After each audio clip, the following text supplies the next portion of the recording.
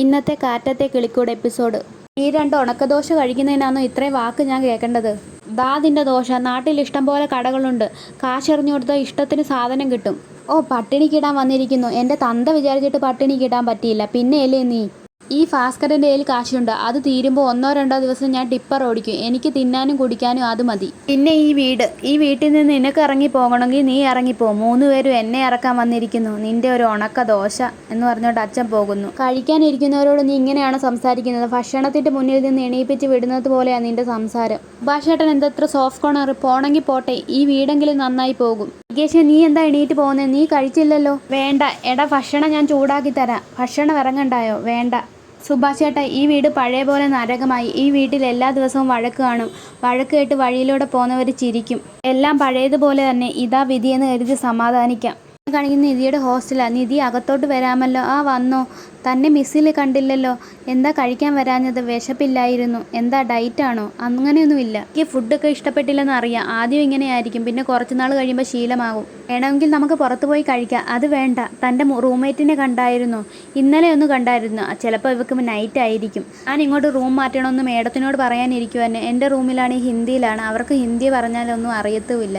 എനിക്കും ഒരു കൂട്ടാവും, നിധിക്കും ഒരു കൂട്ടാവും. സംസാരിച്ചു ഇരിക്കാം. നിധി അങ്ങോട്ട് പുറത്തോട്ട് നോക്കെന്ന് പറയുമ്പോഴത്തേനും നിധി എന്ന് നോക്കുമ്പോഴത്തേനും ലവിൻ്റെ ബലൂണ് സോറി എഴുതി സുധീഷ് താഴെ നിൽക്കുന്നു. നിധി താഴോട്ട് ഇറങ്ങി വരുന്നു. നിങ്ങളാണെങ്കിൽ ഇതിൻ്റെ മുന്നിൽ വന്ന് സീനാക്കി എൻ്റെ നാണം കെടുത്തു അല്ലേ? സീനാക്കാനോ? തമിഴ് സിനിമ കണ്ടോ? പക്ഷെ എൻ്റെ മുന്നിൽ കാണിക്കരുത്. ഇവിടെയുള്ളവർ എന്തെന്ന് ചോദിച്ചാൽ ഞാൻ എന്ത് പറയും? സോറി പറയാൻ അവസരം കിട്ടാത്തതുകൊണ്ടാണ്. എന്നെ അപമാനിക്കണമെന്ന് കരുതിയല്ലേ? പ്ലീസ് ചീത്ത വിളിക്കല്ലേ. എന്നോടൊന്ന് ക്ഷമിച്ചെന്ന് മാത്രം പറഞ്ഞാൽ മതി. ഞാൻ പോയിക്കൊള്ളാം. ഇവിടെ നിന്ന് സീനുണ്ടാക്കാതെ ഇറങ്ങി പോവാൻ നോക്ക്. നിധി, ഞാൻ ചെയ്തത് തെറ്റാണ്. എനിക്ക് മാപ്പ് തന്നൂടെയോ? ആദ്യം ബലൂൺ താഴെ ഇറക്ക്. നിധി, ഇനി എന്നോട് പറഞ്ഞില്ലെങ്കിൽ ഇനിയും ഞാൻ വരും. ഇതുപോലെ തന്നെ ചെയ്യും. ഇനി എന്നെ ഇങ്ങനെ ടോർച്ചർ ചെയ്യാനാണെങ്കിൽ ഞാൻ പരാതിപ്പെടും. നിധി എന്തിനാ ബലം പിടിക്കുന്നത്? ഇനി ഞാൻ എന്ത് ചെയ്യാനാ? പറ നിധി. നിധി പറയുന്ന പോലെ ഞാൻ ചെയ്യ. ഇനി തട്ടിപ്പ് പരിപാടി ഇതിവിടെ നിർത്തണം. ഇനി ഇങ്ങോട്ട് മേലെ വരരുത്.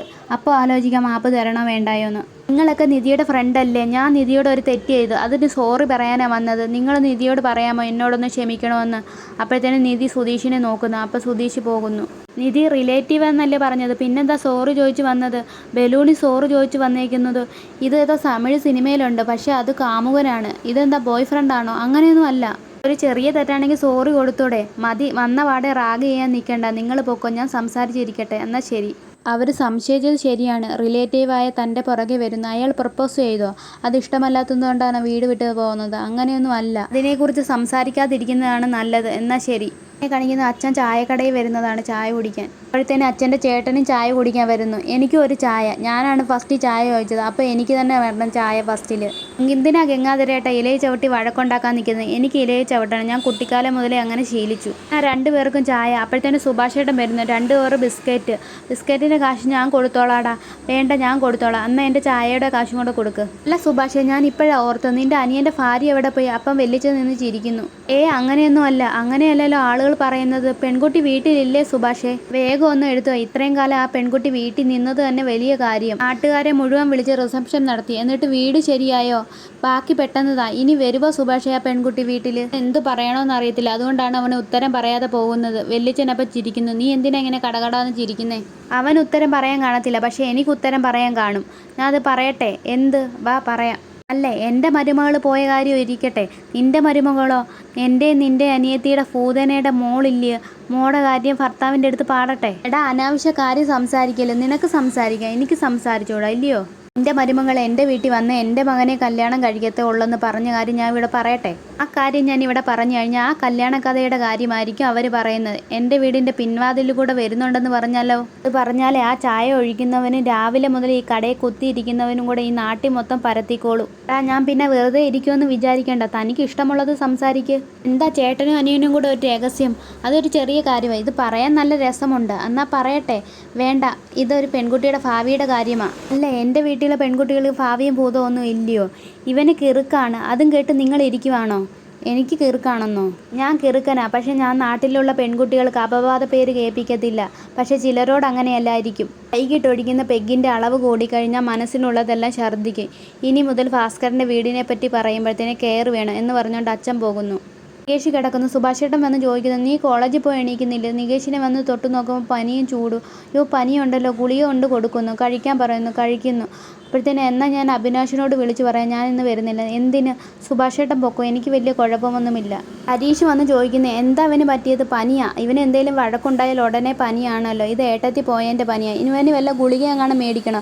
വേണ്ടട, ഇവിടെ ഉണ്ട്. എന്നാൽ ഞാൻ പോയിട്ട് വരട്ടെ സുഭാഷ് ഏട്ടാ എന്ന് പറഞ്ഞിട്ട് ഹരീഷ് പോകുന്നു. എന്നാൽ സുഭാഷ് ഏട്ടൻ പൊക്കോ, ഞാൻ നോക്കിക്കളാമെന്ന് സുധീഷ് പറയുന്നു. നിനക്കതിന് സമയം കാണുമോ? എനിക്ക് വേറെന്താ പണി? അവൻ ഇല്ലാ കുഞ്ഞൊന്നും അല്ലല്ലോ, ഞാൻ നോക്കിക്കോളാം. കറക്റ്റ് സമയത്ത് ഗുളിക കൊടുക്കണം. ഇപ്പം കൊടുത്തതല്ലേ ഉള്ളൂ, ഇനി ഉച്ചയ്ക്ക് ഭക്ഷണം കഴിച്ചതിന് ശേഷം ഗുളിക കൊടുക്കാം. കട്ടിയുള്ളത് കൊടുക്കല്ല, അതെനിക്കറിയാം. കഞ്ഞി കൊടുക്കണമെന്നല്ലേ, തേയിലവെള്ളമോ ബന്നോ മേടിച്ച് കൊടുക്കണമെന്നല്ലേ, ഞാൻ കൊടുത്തോളാം. സുഭാഷ് ഏട്ടാ, നിധി വിളിച്ചായിരുന്നോ? ഇല്ല എന്ന് പറഞ്ഞിട്ട് സുഭാഷ് ഏട്ടൻ അങ്ങോട്ട് പോകുന്നു. സുഭാഷ് ഏട്ടൻ പോയി കഴിഞ്ഞ് നികേഷിൻ്റെ അടുത്ത് പോയി സുധീഷ് ഇരിക്കുന്നു. ഈ വീട്ടിൽ എന്തെങ്കിലും പ്രശ്നം ഉണ്ടായാൽ നിനക്ക് മാത്രം എന്താടാ പനി പിടിക്കുന്നത്? നീ ഗുളിക കഴിച്ചില്ലേ, ഇനി മാറിക്കോളും. നിനക്ക് ചായ എടുക്കട്ടെ? വേണ്ട. അല്ല, നിധി നിന്നെ ഫോൺ വല്ലതും ചെയ്തായിരുന്നോ? എന്താ? ഇല്ല. എന്നാൽ നീ വെറുതെ വീഡിയോ കോൾ അങ്ങോട്ട് ചെയ്യ്. എന്തിനാന്ന് ആദ്യം പറ. അല്ല, നീ വിളിച്ചിട്ട് അവളോട് പറ നിനക്ക് പനിയാണെന്ന്. അപ്പം അവൾക്ക് ഇങ്ങോട്ട് വരാതിരിക്കാൻ പറ്റാതിരിക്കത്തില്ല. ഞാൻ ചെയ്യുകയില്ല. നീ വിളിച്ചാൽ എടുക്കോടാ അവള്.